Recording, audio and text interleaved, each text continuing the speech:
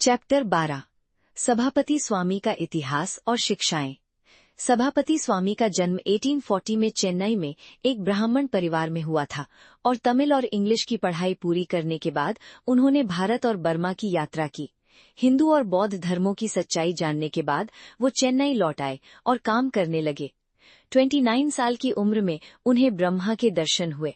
सभापति, मैं ही परम ब्रह्मा हूँ, तुम और मैं एक नहीं है, इसलिए तुरंत उठो और अगस्त्याश्रम जाओ और शिक्षा लो।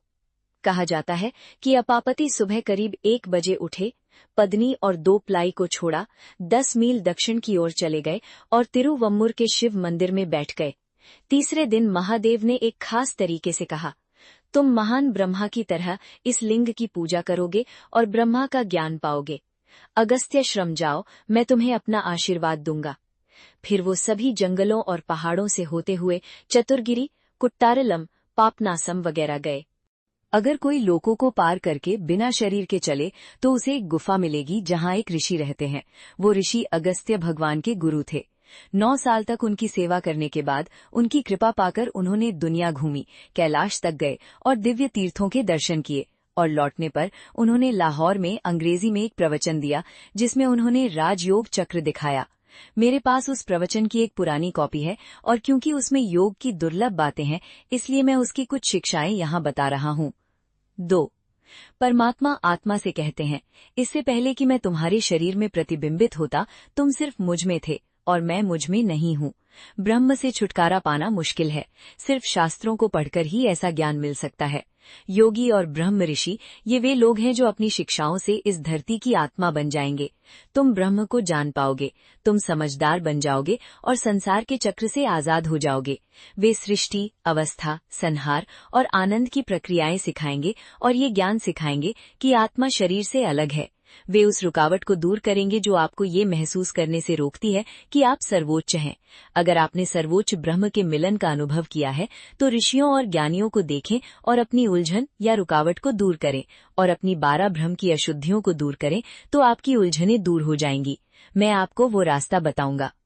मैंने जो राजयोग संसार तुम्हें दिखाया है उसे देखो। वासी जैसे स्थानों और उन्हें इंगित करने वाली संख्याओं को देखो।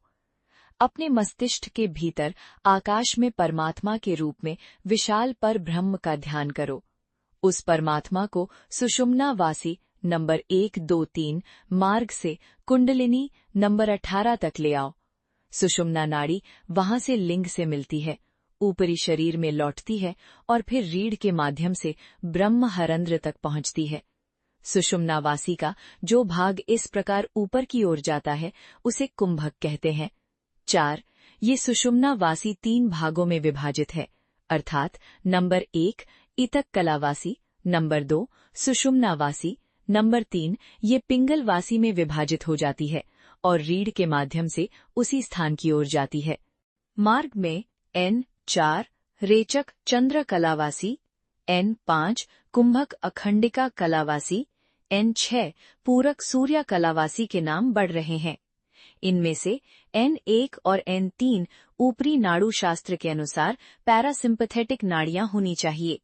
N4 और N6 को वीणा दंड के आधार से केवल बाएं और दाएं पैरासिम्पथेटिक पथ के रूप में ब्रह्मरंध्र होना चाहिए। SS3 और N5 ऊपरी नाड़ुओं को होना चाहिए, बाएं और दाएं नाड़ी प्रवाह को सामंजस्यपूर्ण बनाना और एक दर्पण की तरह सूक्ष्म योगी और एक योगी बनना चाहिए। 5.18 संख्या क्रमशः इंद्रियां हैं, मानसिक गतिविधियां और अहंकार इनके लिए सबसे महत्वपूर्ण है। इसी तरह संख्या 4, 5 और 6 क्रमशः बुद्धि और सिद्ध के चेहरों पर ज्ञान, स्थिति और सद्भाव के गुणों और मन के चेहरों पर आनंद, अनुग्रह और एकता के गुणों का प्रतिनिधित्व करते हैं। 6. मैं परमात्मा भगवान के रूप में और माया के साक्षी के रूप में प्रकट होता हूँ। अब मैं तुम्हें 12 तरह की घटनाओं के बारे में बता रहा हूँ। 7वें से हर स्टेज पर अलग अलग सिद्धांत पैदा होते हैं। 7वां है शुद्ध चैतन्य। 8वां वो जगह है जहाँ संकल्प कल्पना की घटनाएं पैदा होती हैं। 9वां वो जगह है जहाँ माया और घनी हो जाती है और औसत दर्जे के विचार पैदा करती है। 10वां वो जगह है जहाँ माया बढ़ती है और अविद्यामयी बन जाती है और ये चक्र पैदा होते हैं। और 11वां वो जगह है जहाँ अहंकार महान सत्य और महान माया का घर बन जाता है। 12वां नंबर आवरण का स्थान है और 13वां नंबर शक्ति का। अहंकार नाक में 3 स्टूल के रूप में दिखाई देता है। 14वां नंबर जीभ के बीच में सत्व, रजस और तमस गुणों के रूप में खड़ा है। 15वां नंबर विशुद्धि चक्र में काली आंख के रूप में खड़ा है। 16वां नंबर हृदय में राग द्वेष के रूप में है।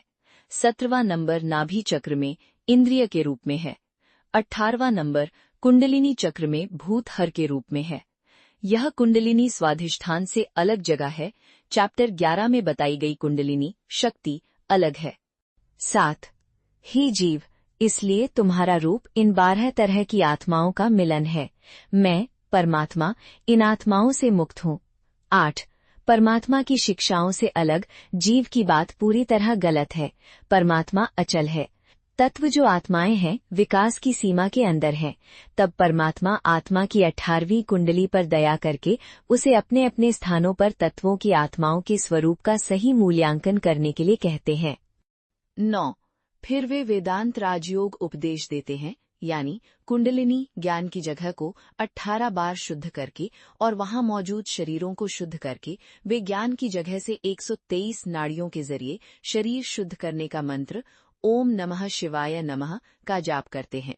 वे नाभि पर इंद्रिय की जगह पर आते हैं, उन शरीरों को आशीर्वाद देते हैं, थोड़ी देर ध्यान करते हैं और ओम ब्रह्मा विष्णु नु रुद्र महेश्वरेभ्यो नमः मंत्र से शरीर को शुद्ध करते हैं।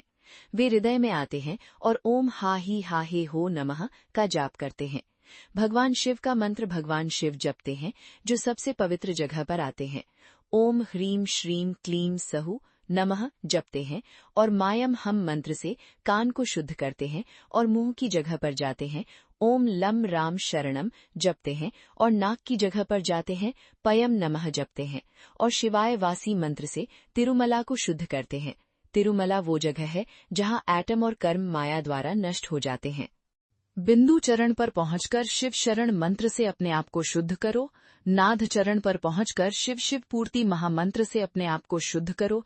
कालरा चरण पर पहुंचकर शिव शिव शिव नमस्ते नमोस्तु कालमय मंत्र से अपने आप को शुद्ध करो तथा परमय मंत्र अगमेव ब्रह्म शिव शिव शिव शिव शिव शिव शिव से अपने आप को शुद्ध करने के बाद और परमय मंत्र शिव शिव शिव शीला शिवः संभो शिवोहम से अपने आप को शुद्ध करने के बाद और परमय मंत्र शिव शिव शिव शिवोहम शिव शिव शिव शिव शिव शिव शिव शिव शिव शिव शिव शिव शिव शिवोहम से अपने आप को शुद्ध करने के बाद और शुद्ध चैतन्य में जाकर और अपने जीवन को मेरे साथ विलीन कर दिया।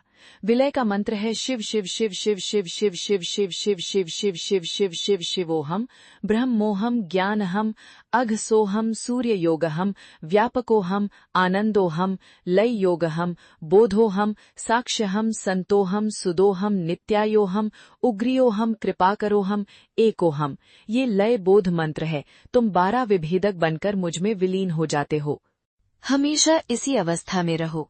पहली, दूसरी, तीसरी नाड़ियों से होते हुए अपनी जगहों पर एक पल के लिए भी रुके बिना और रीढ़ की हड्डी में कुंडलिनी तक नीचे जाओ और चौथी, पांचवी, छठी नाड़ियों तक ऊपर जाओ।